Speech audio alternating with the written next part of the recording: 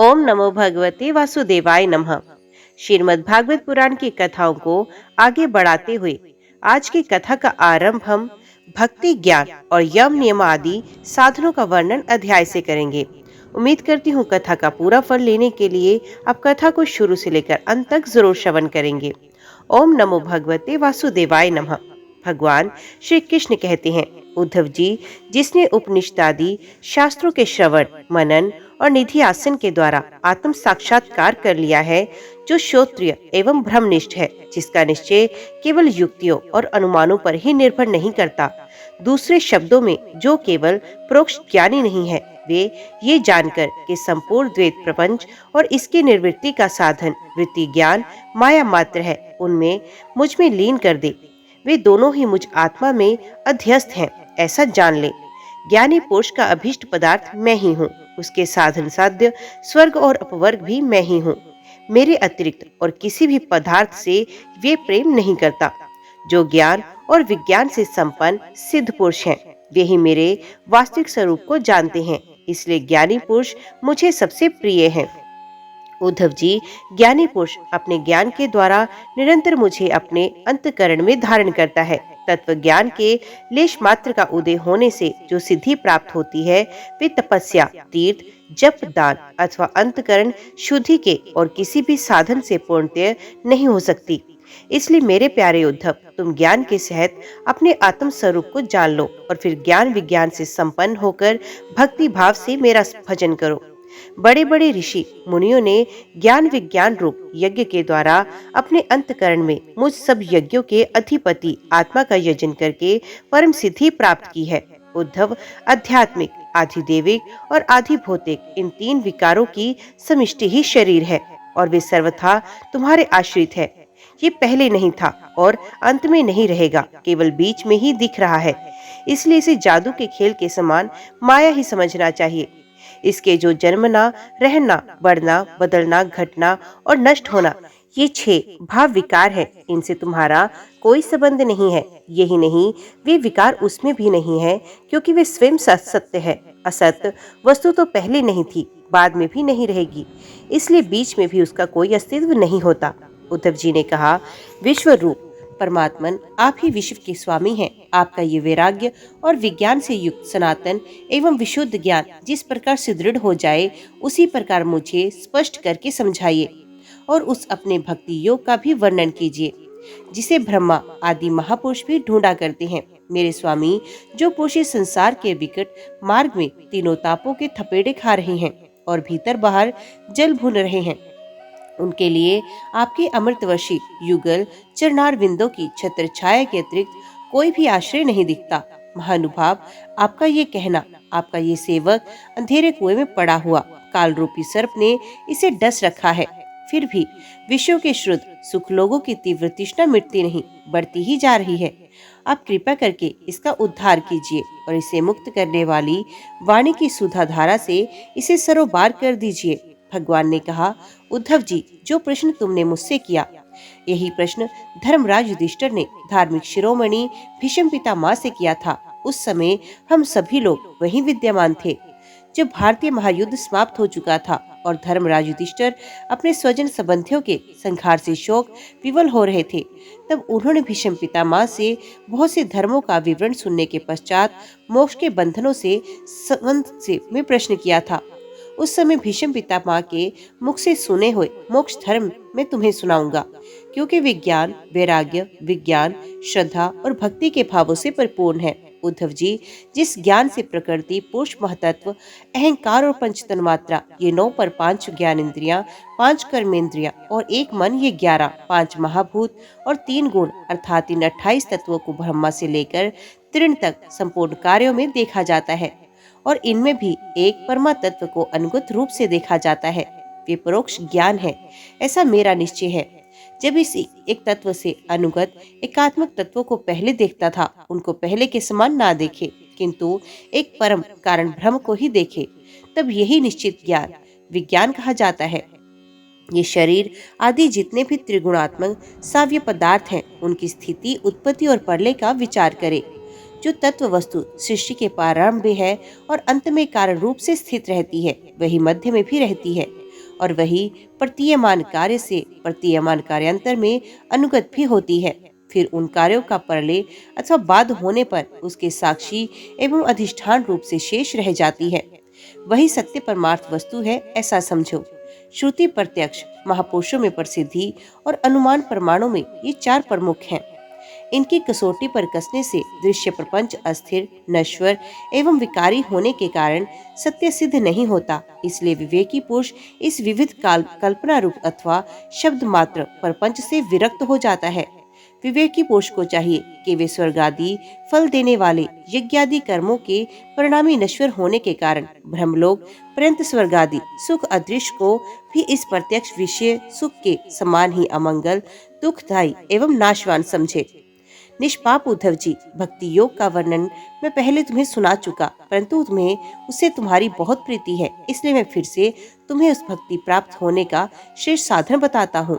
जो मेरी भक्ति प्राप्त करना चाहता है वे मेरी अमृतमयी कथा में श्रद्धा रखे, निरंतर मेरे गुण लीला और नामों का संकीर्तन करे, मेरी पूजा में अत्यंत निष्ठा रखे और स्तोत्रों के द्वारा मेरी स्तुति करे, मेरी सेवा पूजा में प्रेम रखे और सामने साष्टांग लौटकर प्रणाम करे।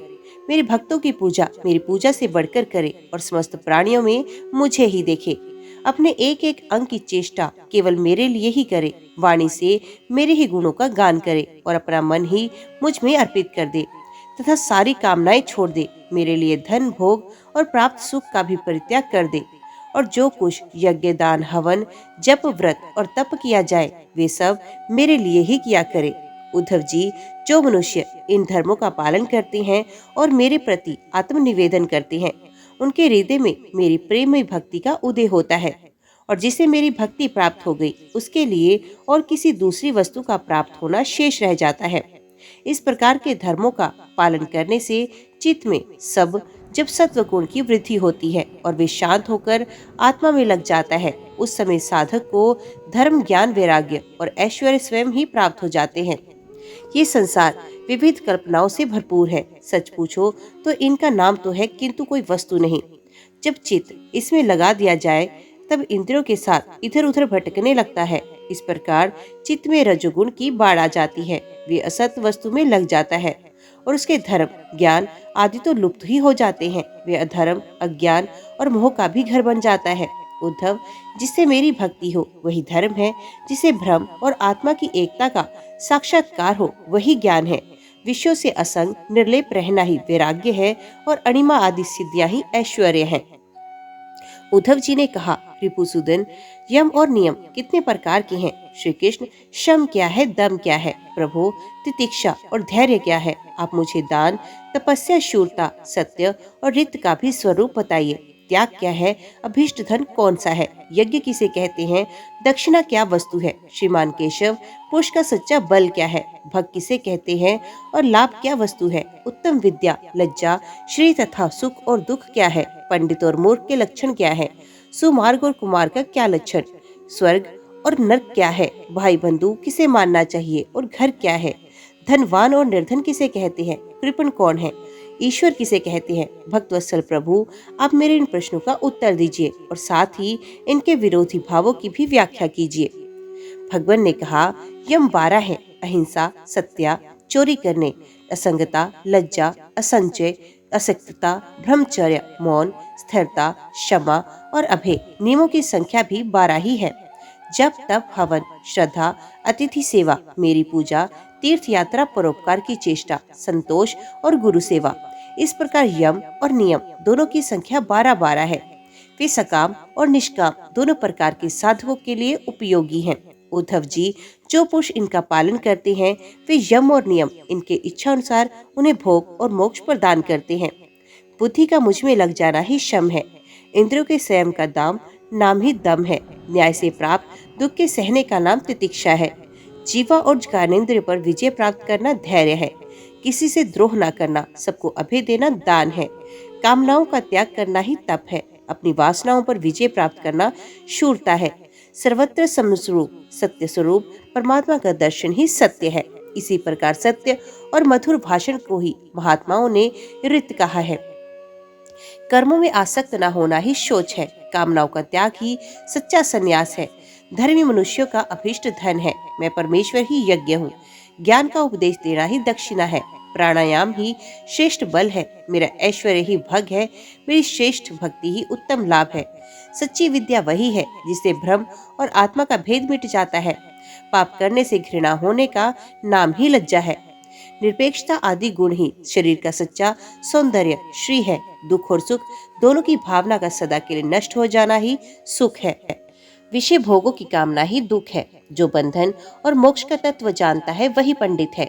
शरीर आदि में जिसका मैपन है वही मूर्ख है। जो संसार की ओर से निर्वृत्त करके मुझे प्राप्त करता है वही सच्चा सुमार्ग है।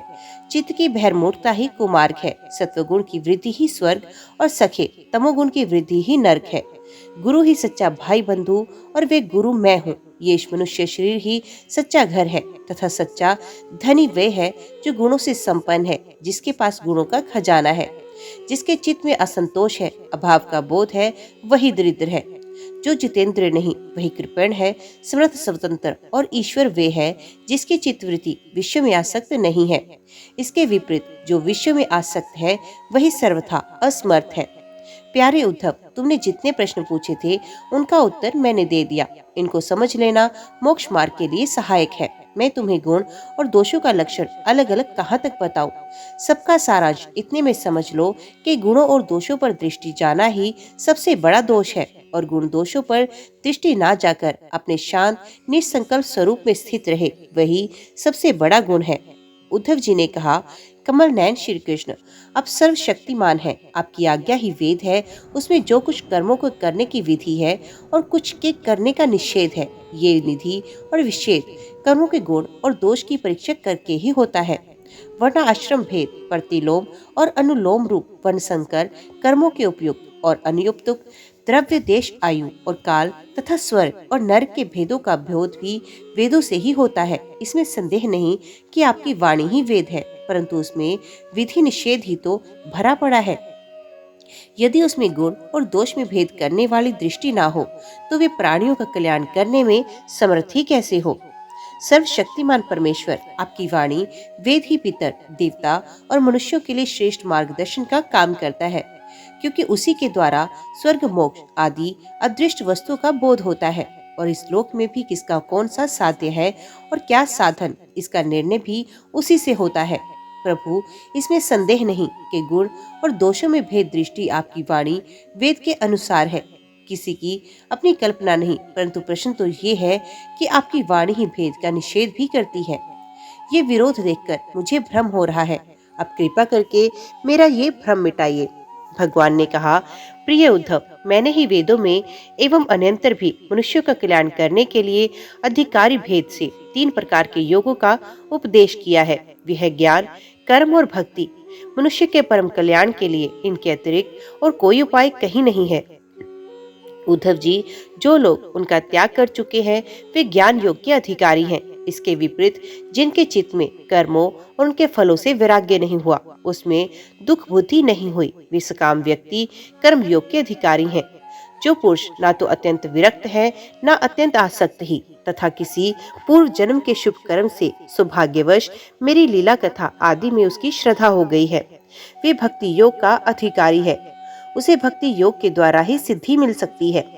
कर्म के संबंध में जितने भी विधि निषेध हैं, उनके अनुसार तभी तक कर्म करना चाहिए जब तक कर्म में जगत और उससे प्राप्त होने वाले स्वर्ग आदि सुखों से वैराग्य न हो जाए, अथवा जब तक मेरी लीला कथा के श्रवण कीर्तन में श्रद्धा न हो जाए। उद्धव, इस प्रकार अपने वर्ण और आश्रम के अनुकूल धर्म में स्थित रहकर यज्ञों के द्वारा बिना किसी आशा और कामना के मेरी आराधना करता रहे और निषिद्ध कर्मों से दूर रहकर केवल विहित कर्मों का ही आचरण करे तो उसे स्वर्ग या नरक में नहीं जाना पड़ता। अपने धर्म में निष्ठा रखने वाला पुरुष इस शरीर में रहते रहते ही निषिद्ध कर्म का परित्याग कर देता है और राग आदि मलों से भी मुक्त पवित्र हो जाता है। इसी से अनायास ही उसे आत्म साक्षात्कार रूप विशुद्ध तत्व ज्ञान रूप अथवा द्रुत चित्त होने पर मेरी भक्ति प्राप्त होती है। ये विधि निषेध रूप कर्म का अधिकारी मनुष्य शरीर बहुत ही दुर्लभ है। स्वर्ग और नरक दोनों ही लोकों में रहने वाले जीव इसकी अभिलाषा करते हैं, क्योंकि इसी शरीर में अंतकरण की शुद्धि होने पर ज्ञान अथवा भक्ति की प्राप्ति हो सकती है। स्वर्ग अथवा नरक का भोग प्रधान शरीर किसी भी साधन के उपयुक्त नहीं है। बुद्धिमान पुरुष को ना तो स्वर्ग की अभिलाषा करनी चाहिए ना नरक की। और तो क्या, इस मनुष्य शरीर में गुण बुद्धि और अभिमान हो जाने से अपने वास्तविक स्वरूप की प्राप्ति के साधन में प्रमाद होने लगता है। यद्यपि ये मनुष्य शरीर है तो मृत्युग्रस्त ही, परंतु इसके द्वारा परमार्थ की सत्य वस्तु की प्राप्ति हो सकती है। बुद्धिमान पुरुष को चाहिए कि ये बात जानकर मृत्यु होने के पूर्व ही सावधान होकर ऐसी साधना करे जिससे वे जन्म मृत्यु के चक्कर से सदा के लिए छूट जाए, मुक्त हो जाए। ये शरीर एक वृक्ष है, इसमें घोंसला बनाकर जीव रूप पक्षी निवास करता है। इसे यमराज के दूत प्रतिक्षण काट रहे हैं। जैसे पक्षी कटते हुए वृक्ष को छोड़कर उड़ जाता है, वैसे ही अनासक्त जीव भी इस शरीर को छोड़कर मोक्ष का भागी बन जाता है। परंतु आसक्त जीव दुखी भोगता रहता है। प्रिय उद्धव, ये दिन और रात क्षण क्षण में शरीर की आयु को क्षीण कर रहे हैं। ये जानकर जो भय से कांप उठता है, वे व्यक्ति इसमें आसक्ति छोड़कर परम तत्व का ज्ञान प्राप्त करता है और फिर उसके जीवन मरण से निरपेक्ष होकर अपने आत्मा में ही शांत हो जाता है। ये मनुष्य शरीर स्मृत शुभ फलों की प्राप्ति का मूल है और अत्यंत दुर्लभ होने पर भी अनायास ही सुलभ हो गया है। इस संसार सागर से पार जाने के लिए ये एक सुदृढ़ नौका है। शरण ग्रहण मात्र से ही गुरुदेव इसके केवट बनकर पतवार का संचालन करने लगते हैं और स्मरण मात्र से ही मैं अनुकूल वायु के रूप में इसे लक्ष्य की ओर बढ़ाने लगता हूँ। इतनी सुविधा होने पर भी जो इस शरीर के द्वारा संसार सागर से पार नहीं हो जाता, वे तो अपने हाथों अपने आत्मा का हनन अध पतन कर रहा है। प्रिय उद्धव, जब पुरुष दोष दर्शन के कारण कर्मों से उद्विग्न और विरक्त हो जाए, तब जितेंद्रिय होकर वे योग में स्थित हो जाए और अभ्यास आत्मानुसंधान के द्वारा अपना मन मुझ परमात्मा में निश्चल रूप से धारण करे। जब स्थिर करते समय मन चंचल होकर इधर उधर भटकने लगे, तब झटपट बड़ी सावधानी से उसे मनाकर, समझा बुझाकर, फुसलाकर अपने वश में कर ले। इंद्रियों और प्राणों को अपने वश में रखे और मन को एक क्षण के लिए भी स्वतंत्र न छोड़े। उसकी एक एक चाल, एक एक हरकत को देखता रहे। इस प्रकार सत्व संपन्न बुद्धि के द्वारा धीरे धीरे मन को अपने वश में कर लेना चाहिए। जैसे सवार घोड़े को अपने वश में करते समय उसे अपने मनोभाव की पहचान कराना चाहता है, अपनी इच्छा के अनुसार उसे चलाना चाहता है और बार बार फुसलाकर उसे अपने वश में कर लेता है, वैसे ही मन को फुसलाकर उसे मीठी मीठी बातें सुनाकर वश में कर लेना ही परम योग है। सांख्य शास्त्र में प्रकृति से लेकर शरीर पर्यंत सृष्टि का जो क्रम बताया गया है, उसके अनुसार सृष्टि चिंतन करना चाहिए और जिस क्रम से शरीर आदि का प्रकृति में लय बताया गया है, उस प्रकार लय चिंतन करना चाहिए। ये क्रम तब तक जारी रखना चाहिए जब तक मन शांत स्थिर न हो जाए। जो पुरुष संसार से विरक्त हो गया है और जिसे संसार के पदार्थों में दुख बुद्धि हो गई है, वे अपने गुरुजनों के उपदेश को भली भांति समझकर बार बार अपने स्वरूप के ही चिंतन में संलग्न रहता है। इस अभ्यास से वे बहुत शीघ्र ही उसका मन अपनी वे चंचलता जो अनात्मा शरीर आदि में आत्म बुद्धि करने से हुई है छोड़ देता है। यम नियम, आसन, प्राणायाम, प्रत्याहार, धारणा, ध्यान, समाधि आदि योग मार्गों से वस्तु तत्व का निरीक्षण परीक्षण करने वाली आत्म विद्या से तथा मेरी प्रतिमा की उपासना से अर्थात कर्म योग, ज्ञान योग और भक्ति योग से मन परमात्मा का चिंतन करने लगता है और कोई उपाय नहीं है। उद्धव जी, वैसे तो योगी कभी कोई निंदित कर्म करता ही नहीं, परंतु यदि कभी उससे परमादवश कोई अपराध बन जाए तो योग के द्वारा ही उस पाप को जला डाले। कुछ चंद्रायण आदि दूसरे प्रायश्चित कभी न करे। अपने अपने अधिकार में जो निष्ठा है वही गुण कहा गया है। इस गुण दोष और विधि निषेध के विधान से ये तात्पर्य निकलता है कि किसी प्रकार विषयासक्ति का परित्याग हो जाए, क्योंकि कर्म तो जन्म से ही अशुद्ध है, अनर्थ के मूल है। शास्त्र का तात्पर्य उनका नियंत्रण नियम ही है। जहाँ तक हो सके प्रवृत्ति का संकोच ही करना चाहिए। जो साधक समस्त कर्मों से विरक्त हो गया है, उनमें दुख बुद्धि रखता है, मेरी लीला कथा के प्रति श्रद्धालु हो और ये भी जानता हो कि सभी भोग और भोग वासनाएं दुख रूप है, किंतु इतना सब जानकर भी जो उनके परित्याग में समर्थ ना हो, उसे चाहिए कि उन भोगों को तो भोग ले, परंतु उन्हें सच्चे हृदय से दुखजनक समझे और मन ही मन उनकी निंदा करे तथा उसे अपना दुर्भाग्य ही समझे। साथ ही इस दुविधा की स्थिति से छुटकारा पाने के लिए श्रद्धा, दृढ़ निश्चय और प्रेम से मेरा भजन करे। इस प्रकार मेरे बताए हुए भक्ति योग के द्वारा निरंतर मेरा भजन करने से मैं उस साधक के हृदय में आकर बैठ जाता हूँ और मेरे विराजमान होते ही उसके हृदय की सारी वासनाएं अपने संस्कारों के साथ नष्ट हो जाती हैं। इस तरह जब उसे कुछ सर्वात्मा का साक्षात्कार हो जाता है तब तो उसके हृदय की गांठ टूट जाती है, उसके सारे संशय छिन्न भिन्न हो जाते हैं और कर्म वासनाएं सर्वथा क्षीण हो जाती हैं। इसी से जो योगी मेरी भक्ति से युक्त और मेरे चिंतन में मगन रहता है उसके लिए ज्ञान अथवा वैराग्य की आवश्यकता नहीं होती। उसका कल्याण तो प्राय मेरी भक्ति के द्वारा ही हो जाता है।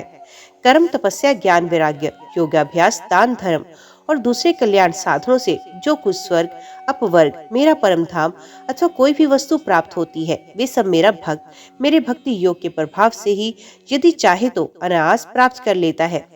मेरे अनन्य प्रेमी एवं धैर्यवान साधु भक्त स्वयं तो कुछ चाहते ही नहीं, यदि मैं उन्हें देना चाहता हूँ और दे भी देता हूँ तो भी दूसरी वस्तुओं की तो बात ही क्या, वे कैवल्य मोक्ष भी नहीं लेना चाहते। उद्धव जी, सबसे श्रेष्ठ एवं महान परम कल्याण तो निरपेक्षता का ही दूसरा नाम है। इसलिए जो निष्काम और निरपेक्ष होता है उसी को मेरी भक्ति प्राप्त होती है। मेरे अनन्य प्रेमी भक्तों का और उन समदर्शी महात्माओं का जो बुद्धि से अतीत परम तत्व को प्राप्त हो चुके हैं, इन विधि और निषेध से होने वाले पुण्य और पाप से कोई संबंध ही नहीं होता। इस प्रकार जो लोग मेरे बताए हुए इन ज्ञान भक्ति और कर्म योगों का आश्रय लेते हैं वे मेरे परम कल्याण स्वरूप धाम को प्राप्त होते हैं, क्योंकि वे पर ब्रह्म तत्व को जान लेते हैं। प्रिय उद्धव, मेरी प्राप्ति के 3 मार्ग हैं, भक्ति योग, ज्ञान योग और कर्म योग। जो इन्हें छोड़कर चंचल इंद्रियों के द्वारा शुद्ध भोग भोगते हैं वे बार बार जन्म मृत्यु रूप संसार के चक्कर में भटकते रहते हैं। अपने अपने अधिकार के अनुसार धर्म में दृढ़ निष्ठा रखना ही गुण कहा गया है और इसके विपरीत अनअधिकार चेष्टा करना दोष है। तात्पर्य ये कि गुण और दोष दोनों की व्यवस्था अधिकार के अनुसार की जाती है, किसी वस्तु के अनुसार नहीं। वस्तु के समान होने पर भी शुद्धि अशुद्धि गुण दोष और शुभ अशुद्ध आदि का जो विधान किया जाता है उसका अभिप्राय ये है कि पदार्थ का ठीक ठीक निरीक्षण परीक्षण हो सके और उसमें संदेह उत्पन्न करके ही ये योग्य है या अयोग्य स्वाभाविक प्रवृत्ति को नियंत्रित संकुचित किया जा सके, उनके द्वारा धर्म संपादन कर सके, समाज का व्यवहार ठीक ठीक चला सके और अपने व्यक्तिगत जीवन के निर्वाह में भी सुविधा हो। इससे ये लाभ भी है, मनुष्य अपनी वासना मूलक सहज वृत्तियों के द्वारा इनके जाल में ना फंसकर शास्त्रानुसार अपने जीवन को नियंत्रित और मन को वशीभूत कर लेता है। ये आचार मैं नहीं मनूं आदि का रूप धारण करके धर्म का भार ढोने वाले कर्म जड़ों के लिए उपदेश किया है। पृथ्वी जल तेज वायु आकाश ये पंचभूत ही ब्रह्मा से लेकर पर्वत वृक्ष पर्यंत सभी प्राणियों के शरीरों के मूल कारण हैं। इस तरह वे सब शरीर की दृष्टि से तो समान है ही, सबकी आत्मा भी एक ही है। प्रिय उद्धव, यद्यपि सबके शरीरों के पंचभूत समान है, फिर भी वेदों ने इनके वर्णाश्रम आदि अलग अलग नाम और रूप इसलिए बना दिए हैं कि वे अपनी वासना मूलक प्रवृत्तियों का संकुचित करके नियंत्रित करके धर्म अर्थ काम मोक्ष इन चारों पुरुषार्थों को सिद्ध कर सके। साधु श्रेष्ठ, देश काल फल निमित्त अधिकारी और धान्य आदि वस्तुओं के गुण दोषों का विधान भी मेरे द्वारा इसलिए किया गया है कि कर्मों में लोगों की प्रवृत्ति ना हो, मर्यादा का भंग ना होने पावे। देशों में वे देश अपवित्र है जिसमें कृष्णसार मृग ना हो और जिसके निवासी ब्राह्मण भक्त ना हो। कृष्णसार मृग के होने पर भी केवल उन प्रदेशों को छोड़कर जहाँ संत पुरुष रहते हैं कीकट देश अपवित्र ही है। संस्कार रहित और ऊसर आदि स्थान भी अपवित्र ही है। समय भी पवित्र होता है जिसमें कर्म करने योग्य सामग्री मिल सके तथा कर्म भी हो सके। जिसमें कर्म करने की सामग्री न मिले, आगंतुक दोषों से अथवा स्वाभाविक दोष के कारण जिसमें कर्म ही न हो सके, वे समय अशुद्ध है। पदार्थों की शुद्धि और अशुद्धि द्रव्य वचन संस्कार काल महत्व अथवा अल्पत्व से भी होती है। शक्ति अशक्ति बुद्धि और वैभव के अनुसार भी पवित्रता और अपवित्रता की व्यवस्था होती है। उसमें भी स्थान और उपयोग करने वाले की आयु का विचार करते हुए अशुद्ध वस्तुओं के व्यवहार का दोष ठीक तरह से आंका जाता है। अनाज लकड़ी हाथी दांत आदि हड्डी सूत मधु नमक तेज घी आदि रस सोना पारा आदि तेजस पदार्थ चाम और घड़ा आदि मिट्टी के बने पदार्थ समय पर अपने आप हवा लगने से आग में जलाने से मिट्टी लगाने से अथवा जल में धोने से शुद्ध हो जाते हैं। देश काल और अवस्था के अनुसार कहीं जल, मिट्टी आदि शोधक सामग्री के संयोग से शुद्धि करनी पड़ती है, तो कहीं कहीं एक एक से भी शुद्धि हो जाती है। यदि किसी वस्तु में कोई अशुद्ध पदार्थ लग गया हो, तो छिलने से या मिट्टी आदि मलने से जब उस पदार्थ की गंध और लेप ना रहे और वे वस्तु अपने पूर्व रूप में आ जाए, तब उसका शुद्ध समझना चाहिए। स्नान, दान, तपस्या, व्यय, सामर्थ्य, संस्कार, कर्म और मेरे स्मरण से चित्त की शुद्धि होती है। इनके द्वारा शुद्ध होकर ब्राह्मण, क्षत्रिय और वैश्य को विहित कर्मों का आचरण करना चाहिए। गुरुमुख से सुनकर भली भांति हृदयगम कर लेने से मंत्र की और मुझे समर्पित कर देने से कर्म की शुद्धि होती है। उद्धव जी, इस प्रकार देश, काल, पदार्थ, कर्ता, मंत्र और कर्म, इन छयों के शुद्ध होने से धर्म और अशुद्ध होने से अधर्म होता है। कहीं कहीं शास्त्र विधि से गुण दोष हो जाता है और दोष गुण। एक ही वस्तु के विषय में किसी के लिए गुण और किसी के लिए दोष का विधान गुण और दोषों की वास्तविकता का खंडन कर देता है, और इससे ये निश्चय होता है कि गुण दोष का ये भेद कल्पित है। जो लोग पतित हैं वे पतितों का आचरण करते हैं तो उन्हें पाप नहीं लगता, जबकि श्रेष्ठ पुरुषों के लिए वे सर्वथा त्याज्य होता है। जैसे गृहस्थों के लिए स्वाभाविक होने के कारण अपनी पत्नी का संग पाप नहीं, परंतु सन्यासी के लिए घोर पाप है। उद्धव जी, बात तो ये है, जो नीचे सोया है वे गिरेगा कहाँ? वैसे ही जो पहले से ही पतित है उनका अब और पतन होगा क्या? जिन जिन दोषों और गुणों से मनुष्य का चित्त उपरत हो जाता है, उन्हीं वस्तु के बंधन से वे मुक्त हो जाता है। मनुष्यों के लिए ये निर्वर्ती रूप धर्म ही परम कल्याण का साधन है, क्योंकि ये शोक, मोह और भय को मिटाने वाला है। उद्धव जी, विश्व में कहीं भी गुणों का आरोप करने से उस वस्तु के प्रति आसक्ति हो जाती है। आसक्ति होने से उसे अपने पास रखने की कामना हो जाती है, और इस कामना की पूर्ति में किसी प्रकार की बाधा पड़ने पर लोगों में परस्पर कलह होने लगता है। कलह से असह्य क्रोध की उत्पत्ति होती है, और क्रोध के समय अपने हित अहित का बोध नहीं रहता, अज्ञान छा जाता है। इस अज्ञान से शीघ्र ही मनुष्य की कार्य का निर्णय करने वाली व्यापक चेतना शक्ति लुप्त हो जाती है। साधो, चेतना शक्ति अर्थात स्मृति के लुप्त हो जाने पर मनुष्य में मनुष्यता नहीं रहती, पशुता आ जाती है और वे शून्य के समान अस्तित्वहीन हो जाता है। अब उसकी अवस्था वैसी हो जाती है जैसे कोई मूर्छित या मुर्दा हो। ऐसी स्थिति में ना तो उसका स्वार्थ बनता है ना परमार्थ। विषयों का चिंतन करते करते वे विषय रूप हो जाता है। उसका जीवन वृक्ष के समान जड़ हो जाता है। उसके शरीर में उसी प्रकार व्यर्थ श्वास चलता रहता है जैसे लोहार की धोखने की हवा। उसे ना अपना ज्ञान रहता है ना किसी दूसरे का।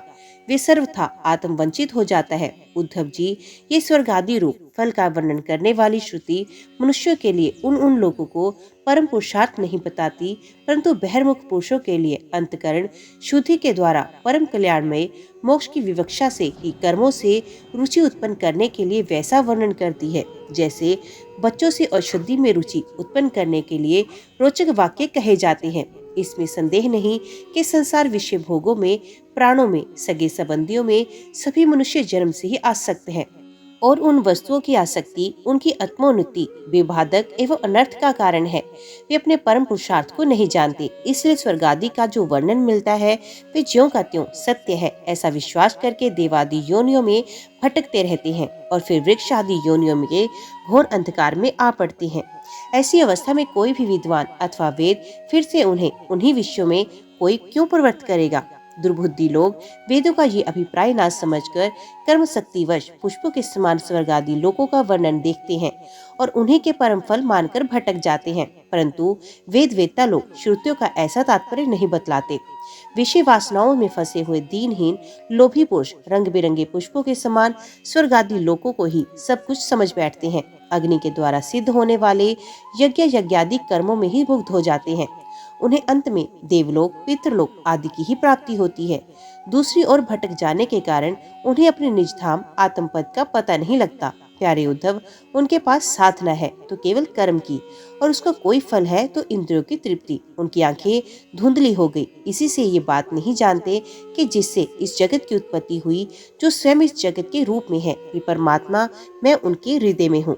यदि हिंसा और उनके फल मांस भक्षण में राग ही हो, उसका त्याग न किया जा सकता हो, तो यज्ञ में ही करे, ये परसंख्या विधि है, सौभाग्य प्रवृत्ति का संकोच है, संध्यान वंदन आदि के समान अपूर्व विधि नहीं है। इस प्रकार मेरे परोक्ष अभिप्राय को ना जानकर विषयलोलुप पुरुष हिंसा का खिलवाड़ खेलते हैं और दुष्टावश अपनी इंद्रियों की तृप्ति के लिए वध हुए पशुओं के मांस से यज्ञ करके देवता, पितृ तथा भूतपतियों के यजन का ढोंग करते हैं। उद्धव जी, स्वर्ग आदि परलोक स्वप्न के दृश्यों के समान है, वास्तव में वे असत्य हैं। केवल उनकी बातें सुनने में बहुत मीठी लगती हैं। काम पुरुष वहाँ के भोगों के लिए मन ही मन अनेकों प्रकार के संकल्प करते हैं और जैसे व्यापारी अधिक लाभ की आशा से मूलधन को भी खो बैठता है, वैसे ही वे इस काम यज्ञ द्वारा अपने धन का नाश करते हैं। वे स्वयं रजोगुण, सत्वगुणी अथवा तमोगुणी इंद्रादि देवताओं की उपासना करते हैं। वे उन्हीं सामग्रियों से उतने ही परिश्रम से मेरी पूजा नहीं करते। वे जब इस प्रकार की पुष्पता वाणी रंग बिरंगी मीठी मीठी बातें सुनते हैं कि हम लोग इस लोक में यज्ञ के द्वारा देवताओं का यजन करके स्वर्ग में जाएंगे और वहाँ दिव्य आनंद भोगेंगे, उसके बाद जब फिर हमारा जन्म होगा तब हम बड़े कुलीन परिवार में पैदा होंगे, हमारे बड़े बड़े महल होंगे और हमारा कुटुंब बहुत सुखी और बहुत बड़ा होगा। तब उनका चित्त शुद्ध हो जाता है और उन हेकड़ी जताने वाले घमंडियों को मेरे संबंध की बातचीत भी अच्छी नहीं लगती। उद्धव जी, वेदों में 3 कांड हैं, कर्म, उपासना और ज्ञान। इन तीनों कांडों के द्वारा प्रतिपादित विषय है ब्रह्म और आत्मा की एकता। सभी मंत्र और मंत्र दृष्टा ऋषि इस विषय को खोलकर नहीं गुप्त भाव से बताते हैं और मुझे भी इस बात को गुप्त रूप से कहना ही अभीष्ट है। वेदों का नाम है शब्द ब्रह्म, वे मेरी मूर्ति है, इसी से रहस्य समझाना अत्यंत कठिन है। वे शब्द ब्रह्म परा, पश्यांति और मध्यमा वाणी के रूप में प्राण, मन और इंद्रियमय है, समुद्र के समान सीमा रहित और गहरा है, उसकी थाह लगाना अत्यंत कठिन है। उद्धव, मैं अनंत शक्ति संपन्न एवं स्वयं अनंत ब्रह्म हूँ। मैंने ही वेदवाणी का विस्तार किया है। जैसे कमल नाल में पतला सा सूत होता है, वैसे ही वे वेदवाणी प्राणियों के अंतकरण में अनाहतनाद के रूप में प्रकट होती है। भगवान हिरण्यगर्भ स्वयं वेद मूर्ति एवं अमृतमय है, उनकी उपाधि है प्राण और स्वयं अनाहत शब्द के द्वारा ही उनकी अभिव्यक्ति हुई। जैसे मकड़ी अपने हृदय से सुख मुख द्वारा जाला उगलती और फिर निगल जाती है, वैसे ही वे स्पर्श आदि वर्णों का संकल्प करने वाले मन रूप निमित्ती कारण के द्वारा हृदय का से अनंतापार अनेकों मार्गों वाली व्यखरी रूप वेदवाणी को स्वयं ही प्रकट करते हैं और फिर उसे अपने में ही लीन करते हैं। वे वाणी वृद्धगम सूक्ष्म अवकान के द्वारा अभिव्यक्त स्पर्श, स्वर, ऊष्मा और अंतसत वर्णों से विभूषित है। उसमें ऐसे छंद हैं जिसमें उत्तरोत्तर 4-4 वर्ण बढ़ते जाते हैं और उनके द्वारा विचित्र भाषा के रूप में वे विस्तृत हुई है। गायत्री, उष्णिक, अनुष्टुत, बृहति, पंक्ति, त्रिशुट, जगति, अतिशंत, अत्यष्टि, अतिजगति और विराट, ये वेदवाणी कर्म कांड में क्या विधान करती है, उपासना कांड में किन प्रतितिथियों का अनुवाद करके उनमें अनेकों प्रकार के विकल्प करती है। इन बातों को, इस संबंध में श्रुति के रहस्य को मेरे अतिरिक्त और कोई नहीं जानता। मैं तुम्हें स्पष्ट बताता हूँ। सभी श्रुतियाँ कर्मकांड में मेरा ही विधान करती हैं। उपासना कांड में उपास्य देवताओं के रूप में मेरा ही वर्णन करती हैं और ज्ञान कांड में आकाशादि रूप से मुझ में ही अन्य वस्तुओं का आरोप करके उनका निषेध करती हैं। संपूर्ण श्रुतियों का बस इतना ही तात्पर्य है कि वे मेरा आश्रय लेकर मुझ में भेद का आरोप करती हैं, माया मात्र कहकर उसका अनुवाद करती हैं और अंत में सबका निषेध करके मुझ में ही शांत हो जाती हैं और केवल अधिष्ठान रूप से मैं ही शेष रह जाता हूँ। ओम नमो भगवते वासुदेवाय नमः। आज की वीडियो में इतना ही। उम्मीद करती हूँ वीडियो आपको पसंद आई होगी। वीडियो पसंद आई हो तो वीडियो को लाइक और चैनल को सब्सक्राइब जरूर कीजिएगा।